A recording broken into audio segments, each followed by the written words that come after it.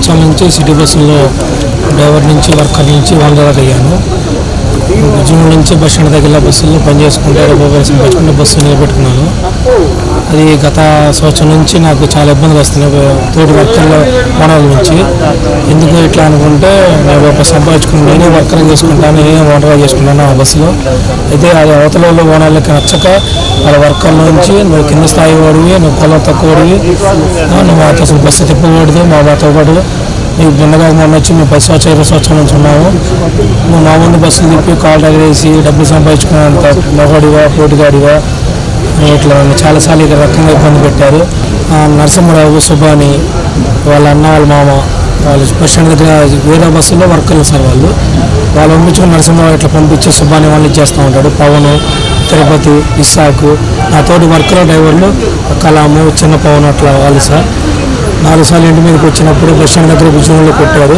రీసెంట్గా 6 months back bus స్టాండ్లో 20 మంది కొరియలు వేసుకొని ఇదే సుబ్బాని, నరసింహరావు, పవన్, తిరుపతి, కమల్, పవన్ మరి ఇంతమంది కంప్లైంట్ ఇవ్వలేదా మీరు?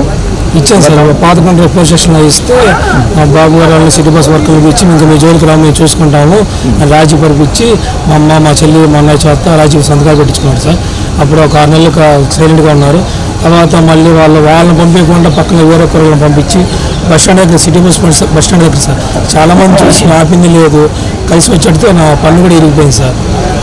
పన్ను ఇరిగిపోతే అదే బ్లడ్తో పోలీస్ స్టేషన్కి పోతే మళ్ళీ అదే సేమ్ రాజీకి వచ్చింది సార్. మీ మీద ఇప్పటివరకు 5వ సార్. రీసెంట్గా మొన్న ఫ్రైడే 20వ తారీఖు మళ్ళీ మొన్న వచ్చారు సార్, శుక్రవారం సార్. మళ్ళీ వచ్చి అదే బస్సు తిప్పొద్దని చెప్పాను ద్వారా తిప్పితే చంపుతాము, ఈ వర్కులు రానివ్వు, బస్సు ఎక్కినాము, బస్సుకు అడ్డుపడి బస్సు నుంచి జనాలు ఎక్కకుండా దించి చక్కసించి ఇప్పుడు మళ్ళీ కొట్టారు సార్. ఈ శుక్రవారం మళ్ళీ పోలీస్ స్టేషన్కి వెళ్ళాక నా భయం వేసి మా ఫ్యామిలీ ఇంటి మీద కూడా వచ్చేస్తారు సార్. గతం ఫస్ట్ 6 నెలల క్రితం ఇంటి మీదకి వస్తేనే కేసు పెడితే అది రాజుకి వచ్చింది సార్. ఇప్పుడు ఏం కోరుకుంటున్నారు మీరు? నాకు ప్రాణహాని ఉంది సార్, బస్సు తిప్పొద్దన్నారు. ఇప్పుడు శుక్రవారం నుంచి బస్సు తిప్పట్లేదు, ఇంటికాడ ఆపేసాను, దాని మీదే బతుకుతున్నాను. అప్పు చేసి స్థలం వేసి బస్సు కొనుక్కున్నాను. ఒక బస్సు నుంచి 2 బస్సులు. ఇప్పుడు నా బస్సుకి వర్కులు ఎవరు రావట్లేదు.